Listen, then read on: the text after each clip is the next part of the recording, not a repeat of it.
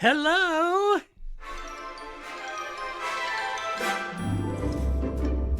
Oh boy, this is the Glasgow Willy Wonka podcast. That's what it is. Hello and welcome back inside the Parc Fermé F1 podcast 877, the Bahrain Grand Prix. This is Todd. No, Todd, not now. AKA Negative Camber. You know what we do on race weekends. We watch one, then we talk about it. Then we watch one, then we talk about it. That's Come on, exactly Todd. what we do on race weekends. But before getting in to the race weekend, I have to introduce my guest. Wrecked from out of the wasteland. He's bad, he's beautiful, he's crazy. It's... Hello, everybody. This is Paul Charles, the International. Paul. Hey. The start of the WEC Series 2024 campaign, hard racing, hops over the pond, goes to the Middle East, boom, P2. Yes, that was an amazing start to the year, right? How about your boy Ian? Driving Ian like did a pro? fantastic job. He sure did. Yeah, I was talking to him today, and I'm like, you know, the difference between the IMSA and the WEC races, how they run, it's like every lap, even the beginning stint of the race, but to the middle, to the end, all count because they don't do a lot of yellows and safety cars, and everyone catch each other up, pass arounds, etc. Literally, you earn every second on the track, and that's exactly how it worked out. And so Ian did a phenomenal job getting the car close to the front, and then the other guys were just duking it out with the Porsches to and fro, and didn't get the win by about 4 seconds, but you know, what happened? You had a little spin or something from Alex had a little spin, and that lost us a little time, a little bit in traffic and everything. He did his best to make up for it, but wasn't quite enough. As said, you lose 5 seconds due to a little mistake. It's so hard to gain it back, especially when the other guys are pounding out as hard as they can. But yeah, class of the field, us and that Porsche, so we think we won. We got that position by a lap over the other Aston, which is our old buddy Marco Sorensen in third place. So yeah, it was a great weekend. I mean, we'll take it. Going into that weekend up against all the factory teams and the level of drivers and everything, you know, we'd take a podium every day of the week. So absolutely. Yeah, won't cry too much about the win. We will take those points and run with them. Take the points, run with it, man. Yep. Yeah, good weekend. Yeah. So that was a big launch this year. Right up.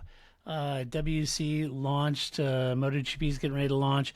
And, I don't know if you noticed it, but Formula One had a race, their first race. Oh, I of the thought it was season. still testing. I thought we were it kind of looked like testing. it, didn't it?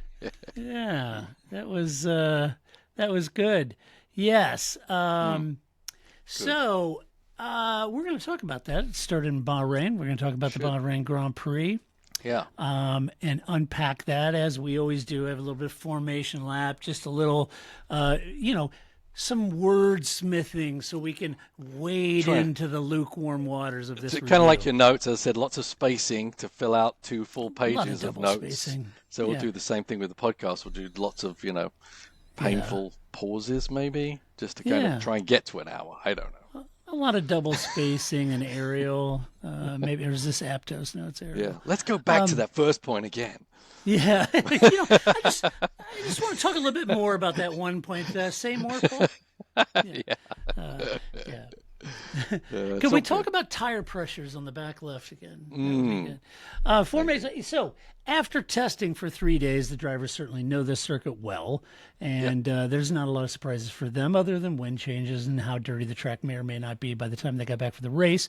But it's not to say that there aren't challenging corners there. I think there's a couple corners that are pretty tricky.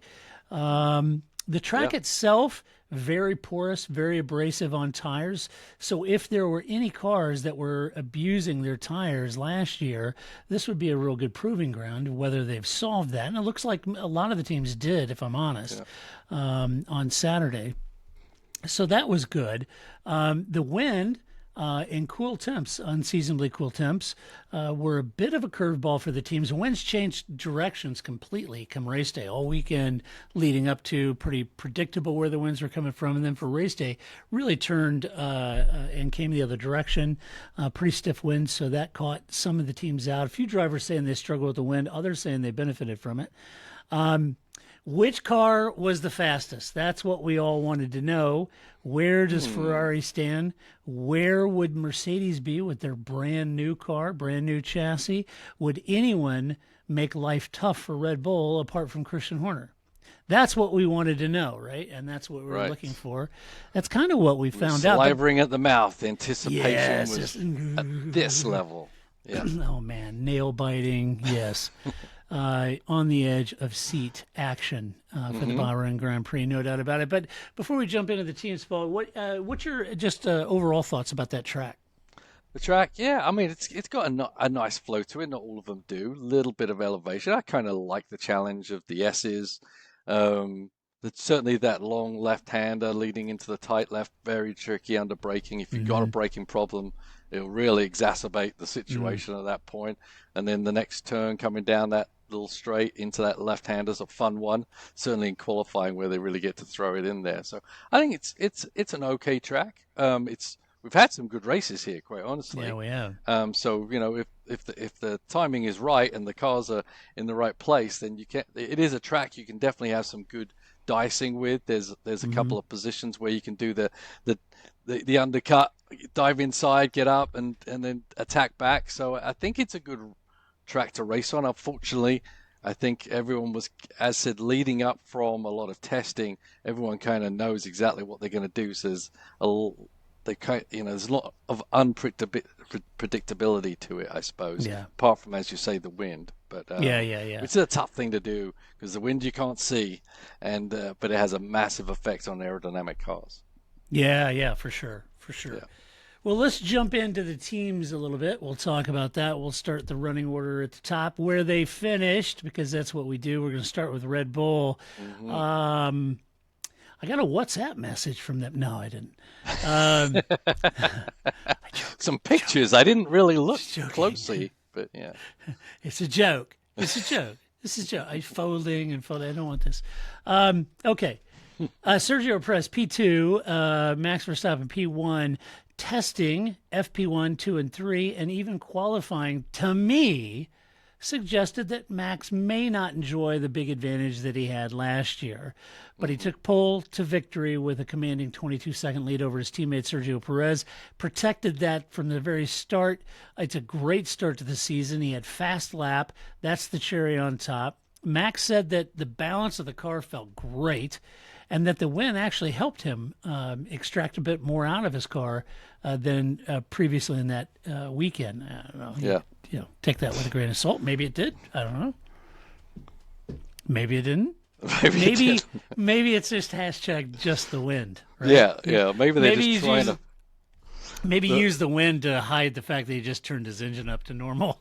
Yeah, it's funny how many questions they get asked during the weekend, and it's like, how much more can you say? I know. When you think of something negative, Max. Okay, well, wasn't that great in the wind last week, but it was even better now. So I don't know. Yeah.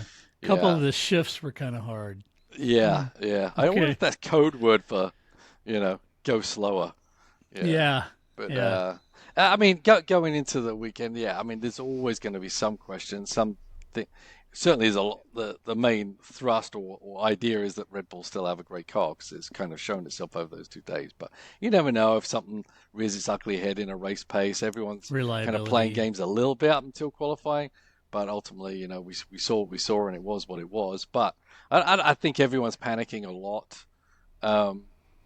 And if we thought this was going to be leading from one race to the next, but it is still the first race, and everyone did have a lot of time to get the car sorted out. They're not going to have that luxury in the future. So Red Bull could be caught in the back foot a little bit, and some of the other teams may be able to make better decisions over a race weekend in the future. So I'm not saying all is lost for the season yet.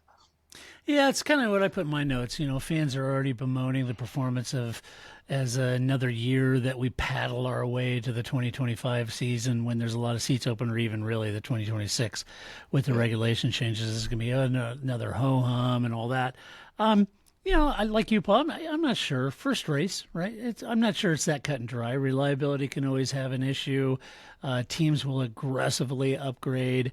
The Horner issue could see a shakeup at Red Bull that could unsettle the team. I mean, who knows what could happen at this point? So anything could happen. So I'm not one of the guys that watch the first race and say, "Oh gosh, he won by 26, and I'm done for the season." Right. I think there's still a lot to play for out there. We have to see what happens. Yeah, and as you say, it could come from the inside out, quite honestly. It could be, yeah, very there's well. A lot could of come. stuff going on around there. A lot of stuff. Very A strange. lot of politics and power struggles going on in Formula absolutely. 1 right now. We kind of thought that might happen, once Dietrich died, that was kind of everything was the same, and Dietrich was the last say on everything. But once you kind of spread it out, you have committees, you have power struggles start gradually bring themselves to the top, and that's kind of what we've seen over the past couple of years at this point. Right, it is, and the other thing, you've got those situations with the politics, and then even today it was announced that another guy who's been on, had a target on his back from a lot of the folks in the paddock is the FIA president, who now is accused of trying to impact the outcome of a race. So now there's a big investigation. I mean, it's like I wrote an opinion piece today. It's like, what the hell's wrong with F1? What the hell is going on? Yeah. It kind of makes Max's spanking party, German-themed spanking party, a little, pedestrian compared to this. Right. It's I mean, maybe it's a good thing for F1 to keep themselves in the news if it's a boring race or this or that. But, F1's riding a wave here, and if they get too many of these, it may lose all the opportunity that they gained, Yeah, they got to be careful, and I'm sure they know that. Other side of the garage, Paul, for Sergio, he did what he needs to do all year long, which is finish right behind Max, score maximum points. I don't want to overplay this. To me, you tell me, you're a professional driver. To me, he looked a little more settled in this car from last year at the end of last year. I hope he can keep that up. I hope he is a little more at home at this car, balances a little bit more to his liking. There's a lot of people angling for that seat in 2025. So, he had some nice battles with Carlos, Charles, and George too. Looked on form to me, but does he seem a little more settled in that car on Saturday to you? Yeah, I mean, certainly.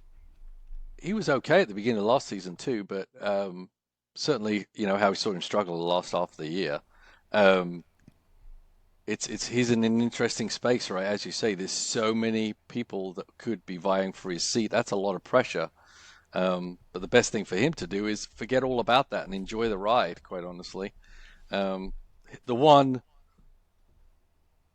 negative, obviously, is the qualifying. And everyone talks about, he finished 22 seconds behind Max. Well, yeah, but he had 4 cars to get through to even get up to second place. So he was fighting for every position at that point. And obviously, Max is driving away without any incumbent. So I think the gap was closer pace-wise between the two, although Max may not have been trying as hard. But Sergio needs to get on the front row so he can keep Max in his sights and show that he's a worthy guy for that second seat.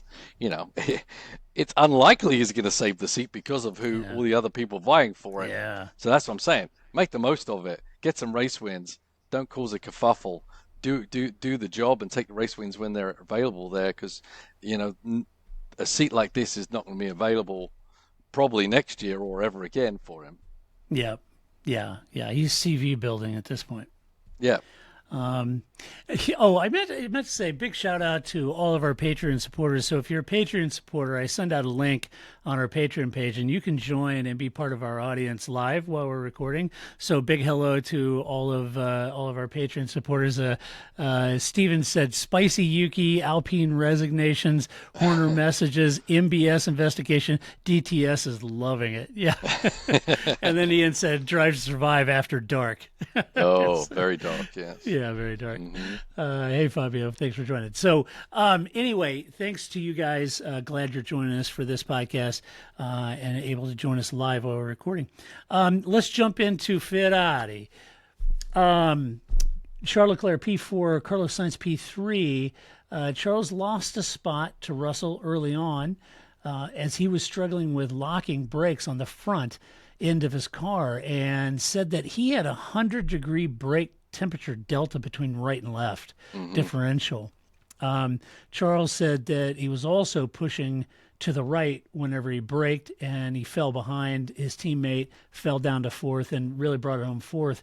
It sounds so, Paul. I'm not asking you the definitive because you don't work for Ferrari, but in a case like that where you've got one wheel brake, heating up massively, what do you got going on there? Yeah, so I would say there's something to do with the ducting, where the ducting was blocked or something on one duct and causing a differentiate between there. And if there is a temperature, then all those symptoms are going to occur, right? Mm-hmm. The car's going to grab from because one side's going to be hotter than the other, so one side's going to be more grabby than the other, so it's going to make it kind of start darting around. Obviously, once again, it's an imbalance. Once a little more grabby, it's going to start locking up tires. So he was always having to brake a little earlier, a little lighter, could never get the maximum braking into the car. And there's no way of fixing it unless they found that problem during a pit stop, which apparently they didn't. But I'm sure when they look into it, there was something going on there with the ducting that made the temperatures rise. And as I said, all those symptoms derive from that. I would imagine, Paul, not being a driver, but I would imagine if you're in that GT3 Vantage of yours and you're coming down hot into a left-hander and you're getting ready to try to get that car to rotate, hit the apex, and all of a sudden when you start the braking zone, it wants to go right. Yeah, that's got to wreak havoc with trying to get the car to rotate. It does, and I've had it happen before, and sometimes you have to nearly time the movement of the car for your turning point. If the car's moving around a little bit, you hope 1, 2, 3. Okay, I'll turn on this move.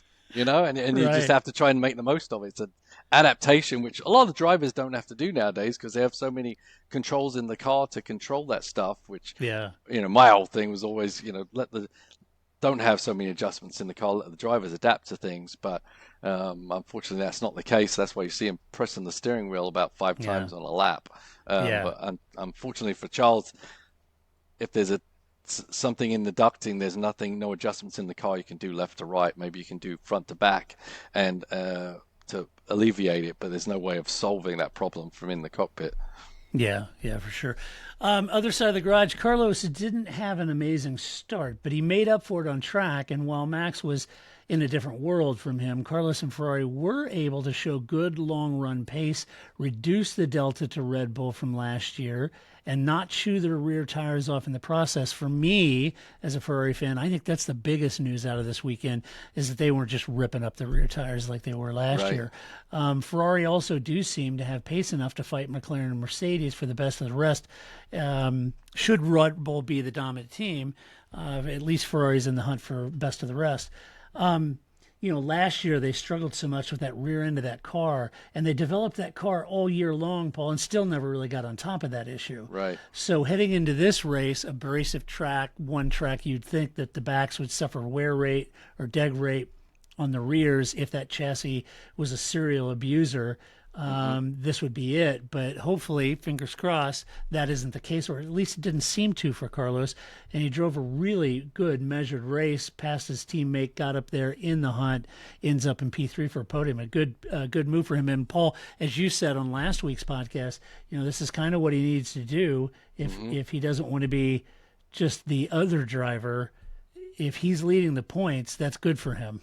Yeah, as Frederick saying in the text there, absolutely, he did everything he needed to do to keep himself moving.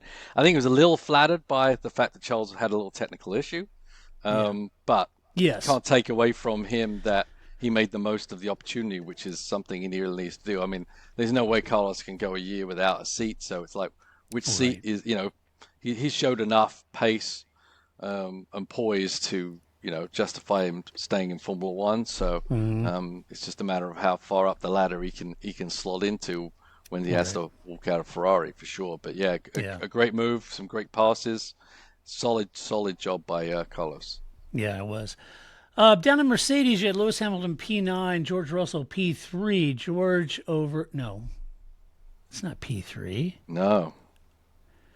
What am I talking about? Hamilton was 7th, right? And Russell was 5th? 5th. I got to change this 7. I didn't change my notes. That's terrible. See, I do that live. There's no editing, folks. I just change this stuff live.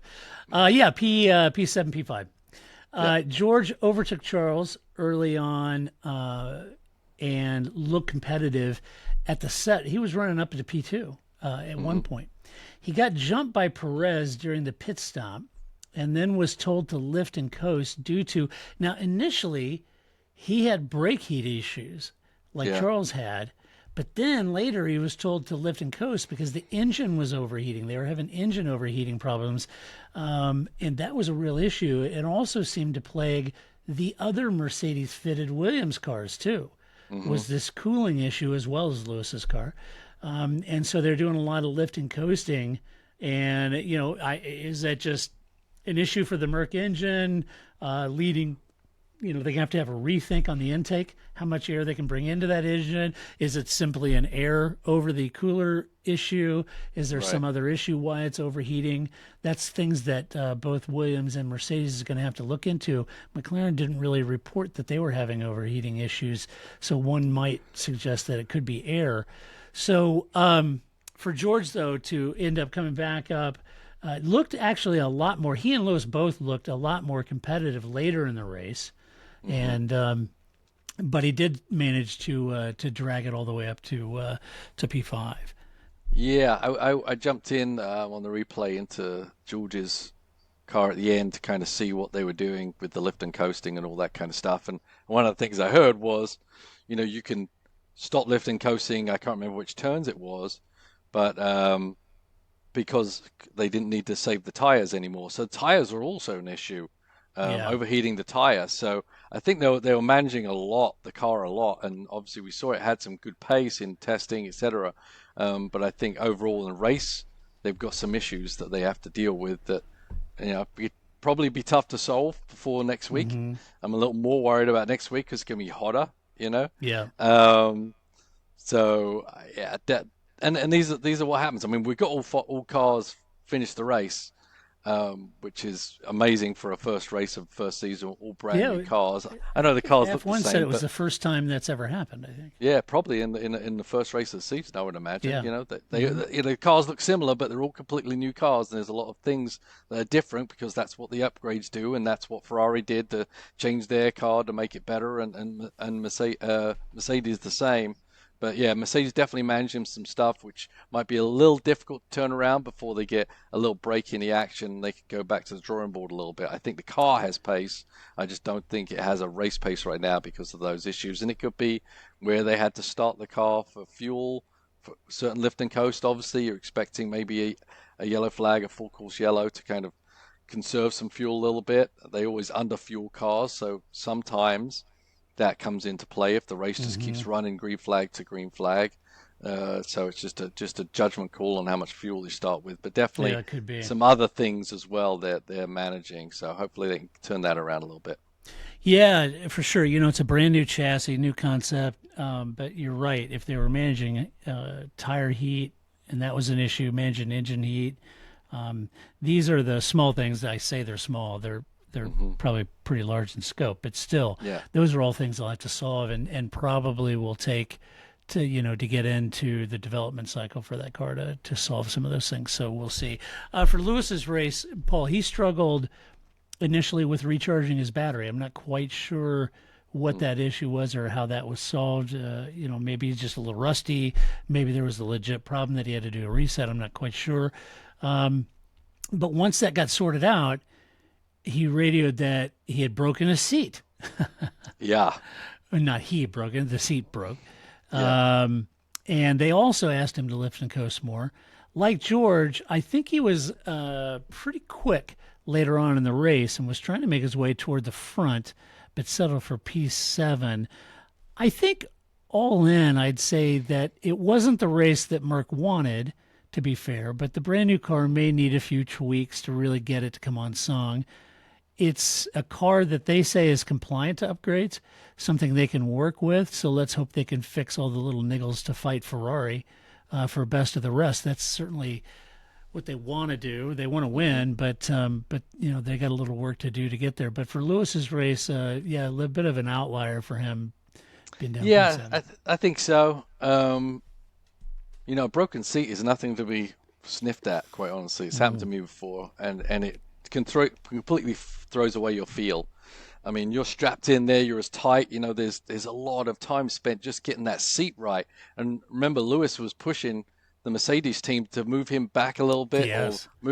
So crucial where you sit in the car, how you sit in it, as to how you get the proper feedback from the car. And he's been whining about that for 2 years. They finally listened to him and they said it made a big difference. Saying, if your seat breaks every time you turn in, you move in the seat, and normally when you feel that movement, that's the car moving, and so you react to it. But when in the broken seat, it'll be inconsistent at best, but certainly the feeling would be very, very a little spooky, honestly. Yeah, because the car's moving around, feels like it's moving around than it actually is. So I could definitely say that Lewis actually did a hell of a job to keep the car in P7. Obviously I don't know how far this seat broken was, how bad it was, but any kind of movement in the cockpit when you're driving a car with that many G-force is a big issue. Yeah, it is a major deal. Let's see, McLaren. We got Lando Norris P6, Oscar Piastri P8.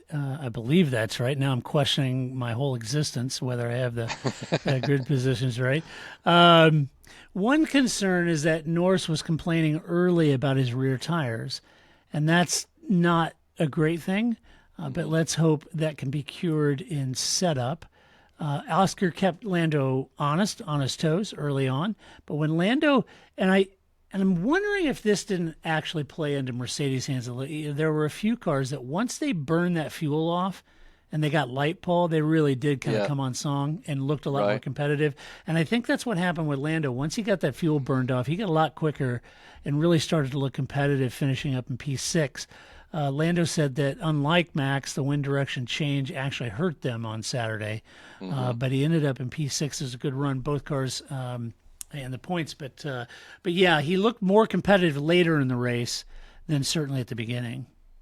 Yeah, I mean, it was a solid start for McLaren. Think about where they were last year at this time, right? It's really confirmation that they carried on their form from last year, which I think is all good, really. Right. And yeah, everyone's still until you're in a race, you still just don't know exactly how it's going to be. You can do simulations all you want, but the track is very different. Obviously, the conditions change, but it's more how the track is, and in the height of competition, all the drivers are driving a different way. So to really know how your car's going to behave is that's the only way to do, is actually be in the race. So I'm sure they're going to take some lessons learned there, try and figure out if the car did come alive at the end, then maybe there's a bit more compromise they need to make so they don't lose so much ground at the beginning. But these are all fine adjustments, not across the board. Let's tear up the paper and start again that they had last year. So I think McLaren should be fairly happy. I think they're within that grasp of Ferrari with some adjustments made. So I think just move on. Yeah, it'd be good. Zach, I think, said that even though they have a brand new wind tunnel, this car wasn't designed in that wind tunnel, but all of this year's upgrades will be. So let's hope they solve that. Oscar looked like he may follow Lando, home into P7, but Hamilton was very quick, as I mentioned, late in the race, managed to undercut Oscar. Oscar gave it hell coming out of the pits, but Lewis had warmer tires, managed to get around him and drop him down to P8. Overall, I think, as you said, Paul, I think McLaren are thereabouts. May just, and there is a consideration from my part that I think, this could be a little track specific too. Maybe there were issues there with the tires and the abrasiveness of the track that we may not find in Jeddah. Who knows? But I do think they did. I think as you said, rightfully so, is that what it does tell me out of this weekend is that McLaren kept that momentum they had at the end of last year going into this year, which is a marked improvement for the team. So good on them. Yeah. Excited for them. Aston Martin, Lance Stroll, P10, Alonso in P9. Lance had a good start moving up to 10th, but then he got punted from behind by Nico. That left him dead last. So Lance stopped early for hards, and then he stopped early again on his second stop using the undercut to his advantage, made his way back up into the points, ceded the position to his teammate, Fernando, who was on fresher tires, to come home in P10. So kind of hard to blame Lance. I think actually he had a pretty good recovery drive back to the points. Yeah, I think the strategy worked out great for him. I mean, he was literally dead last, and so yeah, I think it was actually a very strong run for Lance. I mean, the strategy was right, but you have, as I always say, you have to execute the strategy as well and do the hard work, making the tires last and making the most of that extra grip you have to do the undercuts and make them and execute. So yeah, I think all round, Stroll should be pretty happy with this weekend. Yeah, I think so too. Fernando couldn't hold off the McLarens, and some wondered if he was even going for a one-stopper. He really boxed late for his second set, and this left, precious few laps to try to mount any offense against Piastri. Fernando said that really they kind of rolled the dice. They were staying out really late on both stops, hoping for a safety car that never really materialized. So that's kind of what happened there. But he did get back by Stroll, ended up in P9 of the points. He said that's basically where they thought they'd finish. So, the last year, the surprise Fernando passing Lewis and passing everybody to get on the podium, not to be, or at least it isn't starting out to be that way in 2024. But I wouldn't say all is lost. But it's clearly an evolution of last year's car. Yeah, absolutely. Not all is lost. I think, they didn't have a lot of threat from behind, so why not? Lonely race for him, really, right? Yeah, so why not throw the dice in there and give a go for a safety car and grab a couple, 2-3 positions that maybe your car was not going to earn. I'm not sure where the car is. I thought they said that they changed it quite a bit from last year, so hard to say where this car is at. I'm sure they're disappointed in not being a bit more of a threat, but I think Alonso, had a good qualifying. I think it's still got a shot at it. If not, they're not going to surprise anyone this year, right? Yeah, I think you're right. So the Kick F1, Kick Steak Formula One, Sauber Kick F1 Steak team. Yeah, Valtteri Bottas. What am I going to have for dinner tonight? Kick. Oh. No, doesn't sound very delicious at all. Steak. Yeah, I think that's a great idea. I like my Valtteri medium rare. Let's see. You've got him and P19, Joe Guanyu, P11.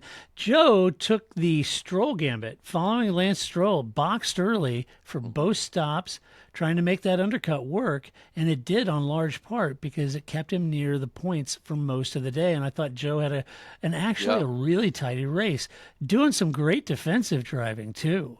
To manage to P11. He just needed a little bit of more pace or some luck. He would have been at the points, but I thought he had a hell of a day, all things given.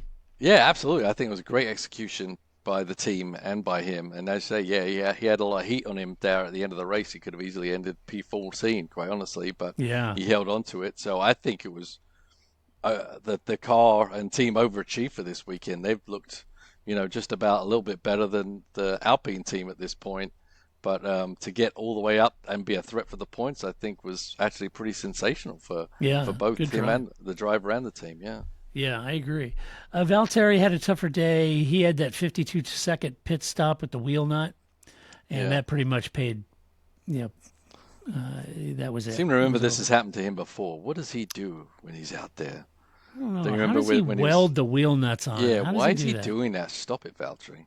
Yeah. What's up? I'm going to blame his butt. Okay. It's Valtteri's butt. Speaking of rare. Yeah. we need Valtteri's new 2024 butt calendar where he's holding a wheel nut. Would be good. Yeah. Well, he definitely needs a new hairstylist, I'll tell you that much. Yeah, right. Jeez. Haas F1, Nico Hulkenberg, P16, Kevin Magnussen, and P12. Nico looked like the Haas driver to deliver this weekend with a Q3 qualifying. But during the race, he got a slow start and then punted Stroll, leaving a damaged wing. That prompted an early pit stop, putting him at the back of the field. and out of the points. Nico said that the positive was that their tire deck looked really good, and he thinks they are in the fight with Williams, Kick Sauber, and Racing Bulls. Now, he didn't get a penalty for that hitting Stroll? No, I guess they kind of deemed it a first-turn racing incident. Interesting. Yeah. The new, kindler, gentler FIA stewards, huh? Maybe. Yeah. Derek Warwick must have not been there. Yeah. If it was Max and Lewis, there would have been a whole lot of different rulings. Yeah. If Max had done that, or Lewis, that would have been a different story. Yeah. So that's Haas, whatever. Don't give them a penalty. They're at the back by the end of the race anyway. Their penalty is being Haas. Honestly. That is, when you just look at it. Yeah, that is the penalty. Yeah. So, that was tough for that. And K-Mags, he had a better day, quietly making his way forward, held off Yuki and Daniel, held off both the RBs for P12. And that would also suggest that maybe Haas got on top of this rear tire abuse they had last year, which is great news. If they're not chewing the rear tires off their car and they've got some good down, straight line speed, then they could be factors at places like Monza and high-speed circuits, even Jeddah. They might do better than expected. We'll see. Yeah, no, I think it was really good for them to hold on like that. I mean, literally, they've been sinking like a stone. And usually, as I think I said last year, maybe you counter that and don't try to push all the pace out of the car, but the pace was there too by Hulkenberg's qualifying. So I think two very positives for Haas, actually, the qualifying pace and the longevity under tires. So maybe, hopefully, for them, not the laughing stock of Formula One for this year. And we know who that is right now. Yeah, we do. Ryan Reynolds. Ruined everything. Nice investment. So, and it does, I had said, I did every year I do a sort of a F1 preview here locally in St. Louis, and I said in there that the Haas had more testing laps than anyone. Now, A, that tells you that reliability is pretty good, right? But B, I do think they were really running long paces, long runs. They really wanted to make sure they got on top of that tire wear. Yeah. And so that's really good. I'm glad they did. So that's good. Speaking of VCARB, Visa Cash App, RB. Are we speaking of that? Yeah.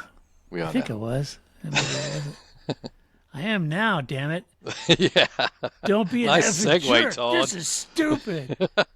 we need to, revisit this whole thing, Paul, and figure out what's going on. So you got Daniel Ricciardo P11, Yuki Tsunoda P. Was that right? P8? If I got my numbers right, did I not update all of these? This is definitely. Yuki did not finish P8. No, he didn't. Yuki was in 14th.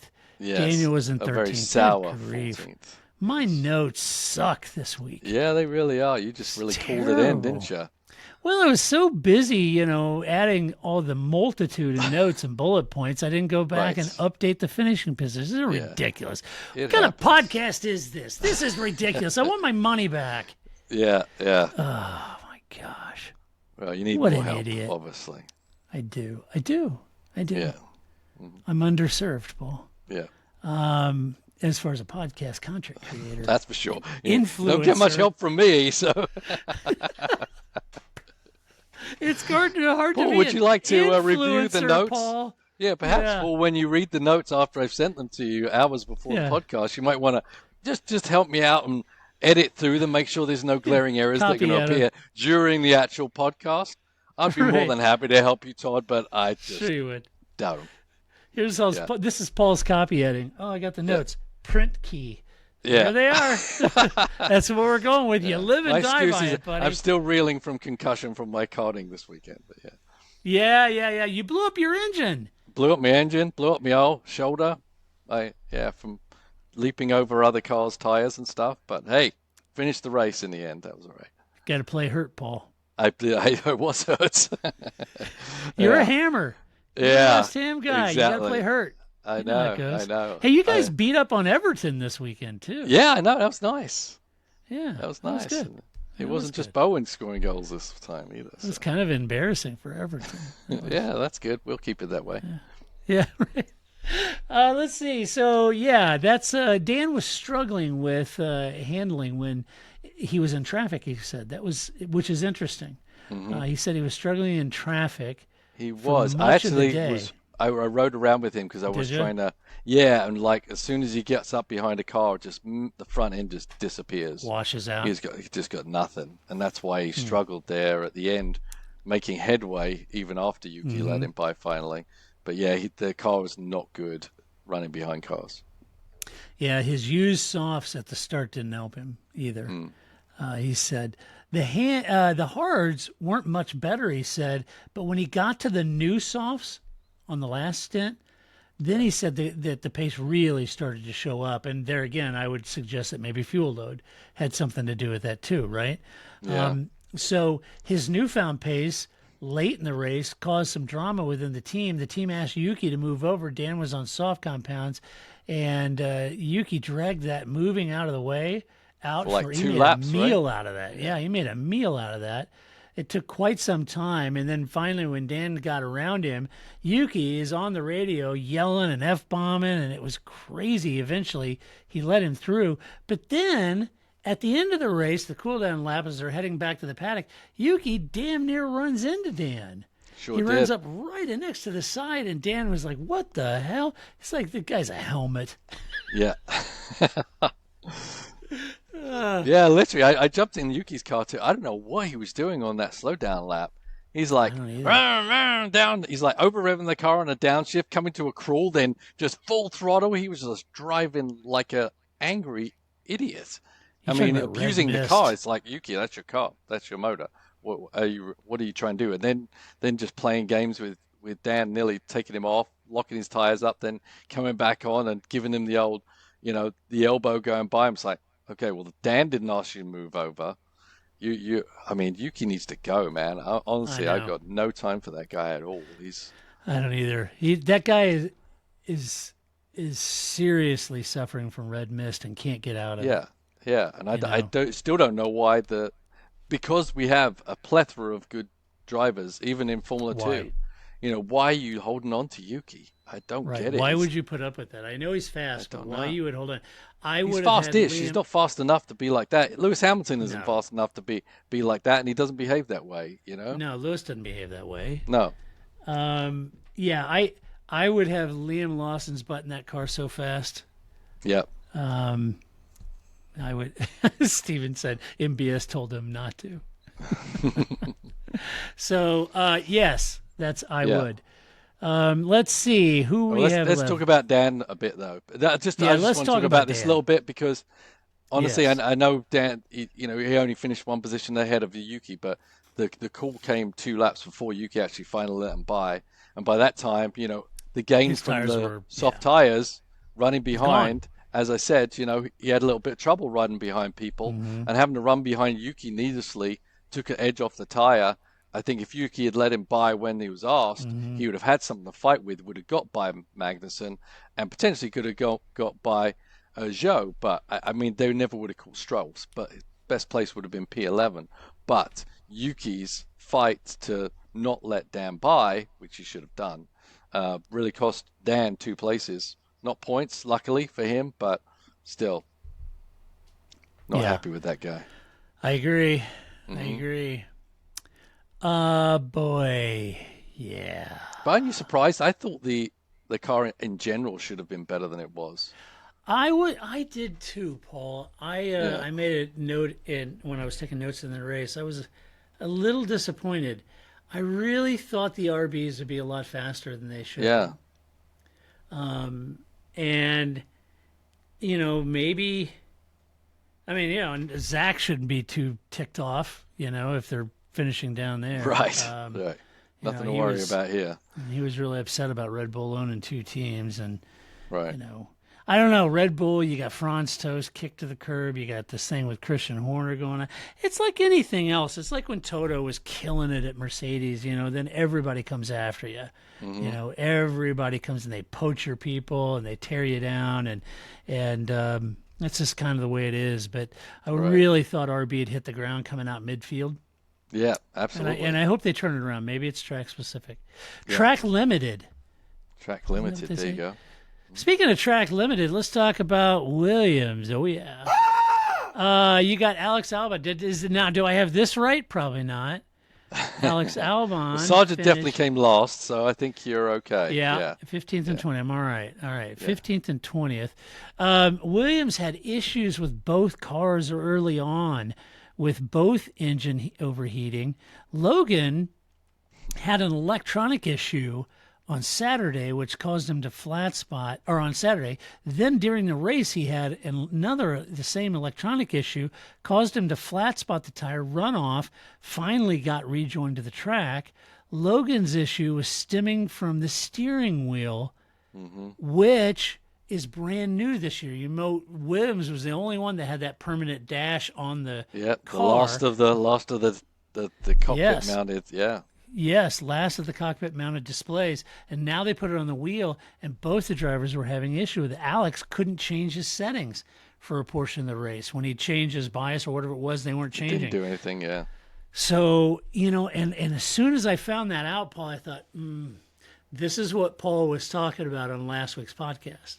It's one thing for James Vowles to come in and get the low-hanging fruit and pick up some of the more, I guess, the obvious things to fix in this team. But these are the granularity. This is the granularity. These are the little things that you have to ferret out, right? And you were talking about these things won't be like an episode of Bewitched. You can just look through your nose and fix. It's going to take some work, and James has to root all this out, right? Yep, absolutely. He's going to find out, who is a solid worker. There's lots of things to. He'll figure it out, but he's going to have more fires to put out for sure over the. He may find out that the guy back in the steering wheel department, little Jimmy Yips, never really knew how to solder, and he's over there, just putting too much solder. Lied on his resume. Yeah, right. He's like, wait a minute, you got a guy who's never soldering these? What the hell? Who knows? That damn Jimmy Yips. Okay, so that was Williams. And then finally, we come down to Alpine. Pierre Gasly was at 18th, 17th. Ocon. Alpine were the talk of the paddock, starting at the back of the grid and even, finishing at the back.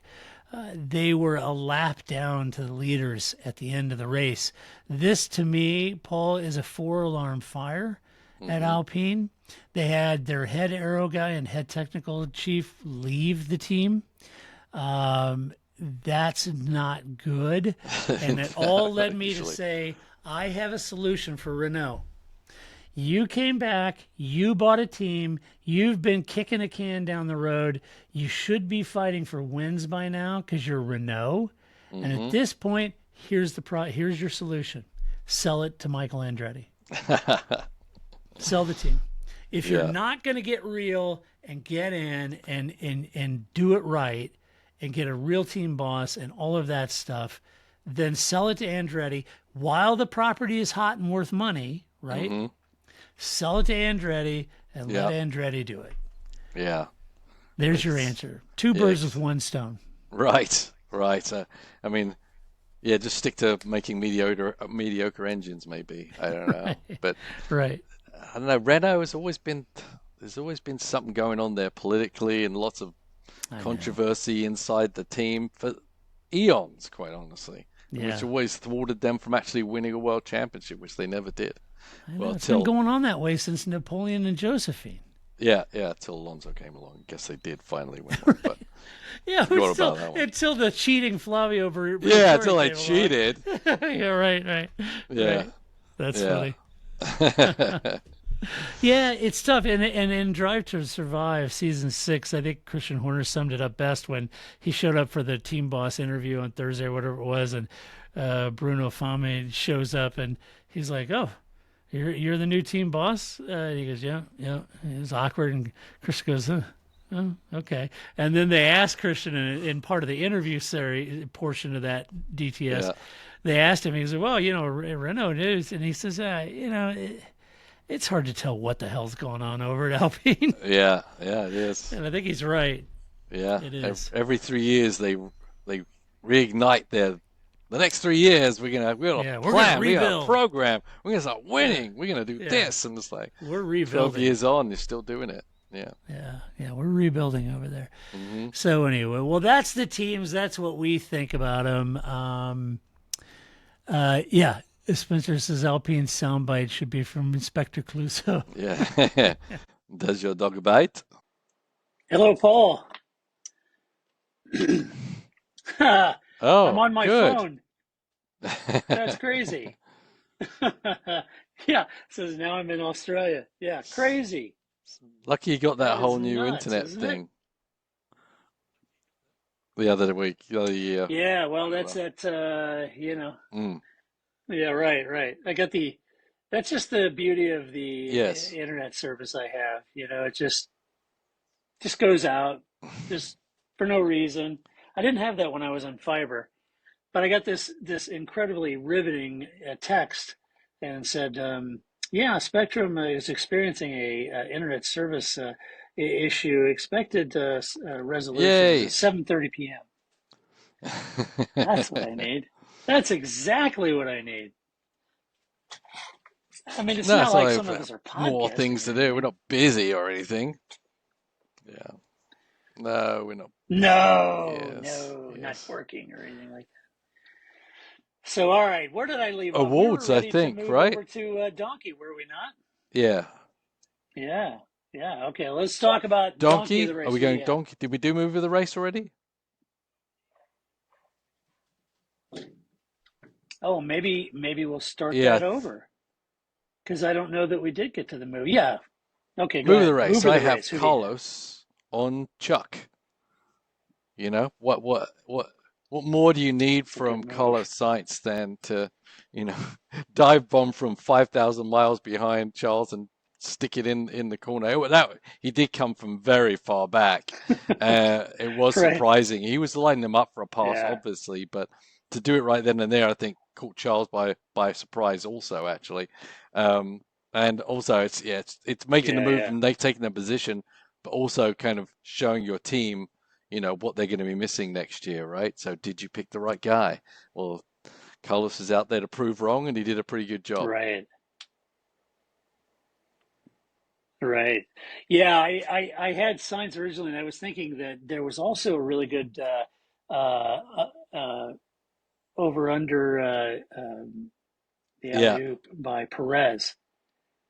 At the end, I thought it was pretty good. He looked pretty good on that one. So yeah, but I think it's a good one. Let's see, Donkey of the race. Who'd you have? Got to be Yuki. He's Donkey of F1 in my opinion. He should just run with a donkey decal on his rear wing. Every week, I think I could pick Yuki as a donkey for some reason, and that's only what we see. Right. There's so much more going on in Yuki's car. If you ride along with it for a whole race, you just wouldn't even believe it. Yeah, that's so true. Let's see. Then we've got and I had to throw it to Carlos again. I mean, he did what he needed to do. He did a great job. He made moves. He made passes. He passed his teammate. He did a very solid job for himself and for Ferrari. So I couldn't think of another better person for this award. Yeah, it was. Yeah, I was torn. Certainly Carlos is one of them. I think he won the vote on the website, and I was thinking George had a good race. He was struggling with quite a bit out there to come back up P5. Mm-hmm. He was running in P2. He was feisty at the beginning, for sure. He had a good race. Sergio had a good. He was, very feisty, and Sergio had a good race too. So I'm a bit torn on that. So anyway, all right. Well, apologies, folks, for losing the interweb in the middle of a podcast. Apologies for that. A huge thank you to all of our Patreon supporters for joining us live. Sorry about the hiccup, but this is the challenging and complicated. That's why we need the Patreon dollars to pay for the high-end equipment. This is what you get. That's right. So anyway, thanks for joining us. Let us know what you think about the race and the teams and the drivers.